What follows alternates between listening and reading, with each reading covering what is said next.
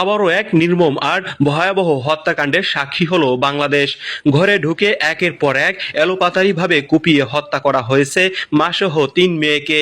দর্শক, ভয়ানক এই ঘটনাটি ঘটেছে লক্ষ্মীপুর জেলার রায়পুরে। তবে কি কারণে নৃশংসভাবে একের পর এক কুপিয়ে হত্যা করা হলো ৩টি তাজা প্রাণকে, কি এমন অপরাধ ছিল তাদের, সেসব বিষয় নিয়ে থাকছে চাঞ্চল্যকর তথ্য।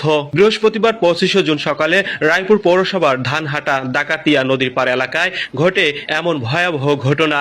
এ ঘটনায় নিহতদের মধ্যে রয়েছে মা শাহিনুর বেগম, তার বড় মেয়ে ঢাকা বিশ্ববিদ্যালয়ের শিক্ষার্থী সাইমা আক্তার, মেজ মেয়ে ইকরা আক্তার ও ৯ বছর বয়সী ছোট মেয়ে শিফা আক্তার। পুলিশ ও স্থানীয় সূত্রে জানা যায়, নিহত শাহিনুর বেগম কুমিল্লার হোমনা উপজেলার মৃত কামাল হোসেনের স্ত্রী।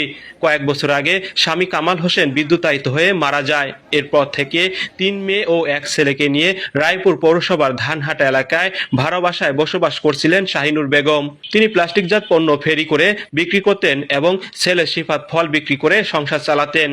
কিন্তু মুহূর্তেই থমকে গেল সংগ্রামী এই পরিবারটির স্বপ্ন। একই বাসার নিচতলার ভাড়াটিয়া অন্তর মজুমদার নামে এক যুবকের হিংস্র থাবায় কেড়ে নিল সব। ঘাতক ওই যুবক নোয়াখালীর সুবর্ণচর উপজেলার বাসিন্দা এবং পেশায় ভাসমান ফল বিক্রেতা ছিলেন। স্থানীয় সূত্রে